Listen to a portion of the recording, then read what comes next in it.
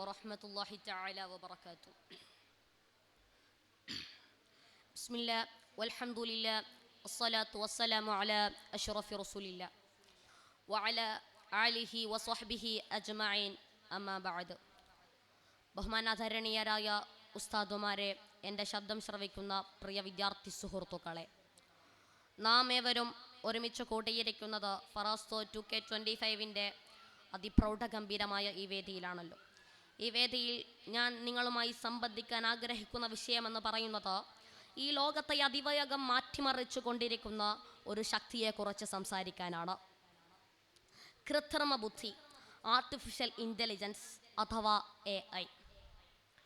AI എന്ന് പറയുന്നത് ഇന്ന് 8-9 വയസ്സ് മുതൽ ഉള്ള, എന്തിനേറെ 60-70 വയസ്സുള്ള വയോജനങ്ങൾ പോലും ഉപയോഗിക്കുന്നുണ്ട്.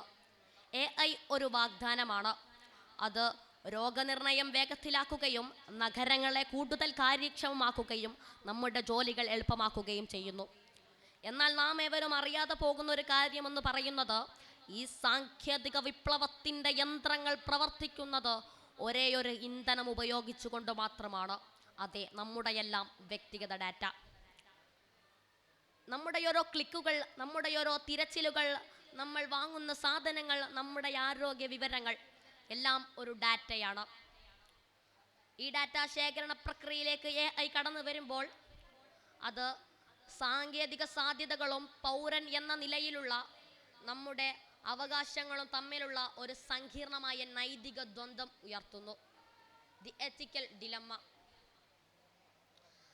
അതായത് ഈ ഡാറ്റ ശേഖരണം ഇവർ നമ്മിൽ നിന്ന് നടത്തുന്നത് നമ്മുടെ പൂർണ്ണ സമ്മതം ഇല്ലാതെയാണ്. അതായത് അദൃശ്യമായ സമ്മതത്തോടു കൂടിയാണ് ഇവർ നമ്മിൽ നിന്നും ഡാറ്റ ശേഖരിക്കുന്നത്. നാം ഒരു സാധാരണ ആപ്ലിക്കേഷൻ ഡൗൺലോഡ് ചെയ്തോ ഞാൻ വായിച്ചു അംഗീകരിക്കുന്നു എന്ന് ക്ലിക്ക് ചെയ്യാറുണ്ട്. പക്ഷേ അതിന് പിന്നിൽ ഒളിച്ചിരിക്കുന്ന ഡാറ്റ ശേഖരണ പ്രക്രിയയെക്കുറിച്ച് നാം അവിടെ അറിയാതെ പോകുകയാണ്. അതുപോലെ തന്നെ മറ്റൊരു സംഭവമാണ്, ചില കമ്പനികൾ ചിലപ്പോൾ ചില ഡാറ്റകൾ അജ്ഞാതവൽക്കരിക്കാറുണ്ട്. അതായത് അനോണിമൈസ്, വ്യക്തിയെ തിരിച്ചറിയാൻ കഴിയില്ല.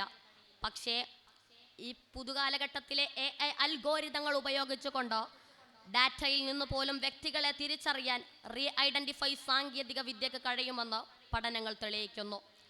ഈ AI യുഗത്തിൽ നമ്മുടെ സ്വകാര്യത എങ്ങനെ ഉപയോഗിക്കപ്പെടുന്നു, അത് എന്തിനു ഉപയോഗിക്കുന്നു എന്ന ചോദ്യം നമ്മിൽ നിന്ന് ഉയരുകയും വേണം. അതിനുവേണ്ടി നമ്മൾ പ്രവർത്തിക്കുകയും വേണം. അതിനുവേണ്ടി നമ്മുടെ നാവുകൾ ചലിക്കുകയും വേണം. ഇല്ലെങ്കിൽ നമ്മുടെ AI യുഗത്തിലെ ഡിജിറ്റൽ ജീവിതം വെറും ഒരു പൊതു ഇടമായി മാറുമെന്നതിൽ സംശയമില്ല. അതുപോലെ തന്നെ മറ്റൊരു ദ്വന്ദ്വമാണ് the black box and accountability, ഉത്തരവാദിത്തം. പല AI അൽഗോരിതങ്ങളും പ്രവർത്തിക്കുന്നത് ഒരു ബ്ലാക്ക് ബോക്സ് പോലെയാണ്, പ്രത്യേകിച്ച് ഡീപ്പ് ലേണിംഗ് മോഡലുകൾ. അതായത് എങ്ങനെ ഒരു കൃത്യമായ നിലപാട് അവർക്കില്ല, എങ്ങനെയൊരു തീരുമാനത്തിൽ എത്തിച്ചേർന്നുവെന്ന് വിശദീകരിക്കാൻ കഴിയില്ല. ഉദാഹരണത്തിൽ, ഒരാളുടെ സർക്കാർ ജോലി നിഷേധിക്കപ്പെട്ടു. എങ്ങനെയാണ് എൻ്റെ ജോലി നിഷേധിക്കപ്പെട്ടത് എന്ന ചോദ്യത്തിന് അദ്ദേഹത്തിന് ലഭിച്ച ഉത്തരം AI മോഡലുകൾ അങ്ങനെയാണ് തീരുമാനിച്ചതെന്നാണ്. ഇത് ഒരിക്കലും ഒരാൾക്ക് അംഗീകരിക്കാൻ സാധിക്കില്ല. ഇവിടെ ഒരു പൗരൻ്റെ അടിസ്ഥാനപരമായ അവൻ്റെ തീരുമാനം വിശദീകരിക്കാനുള്ള അവകാശമാണ് ഇവിടെ നഷ്ടപ്പെടുന്നത്. ഇനിയൊരു തെറ്റായ തീരുമാനത്തിലൂടെ ഒരാൾക്ക് സാമ്പത്തിക പ്രശ്നമോ മാനസിക പ്രശ്നമോ വന്നു കഴിഞ്ഞാൽ അതിന് ആരാണ് ഉത്തരവാദി? കോഡ് എഴുതിയ എഞ്ചിനീയറോ ഡാറ്റ ശേഖരിച്ച കമ്പനിയോ അതോ ഈ AI മോഡലുകൾ തന്നെയോ? ഈ കാലഘട്ടത്തിൽ AIക്ക് വലിയ പങ്കുണ്ട്. ഇനി വരുന്ന കാലഘട്ടങ്ങളിലും AIക്ക് വലിയൊരു പുരോഗതിക്ക് പങ്കുണ്ട്.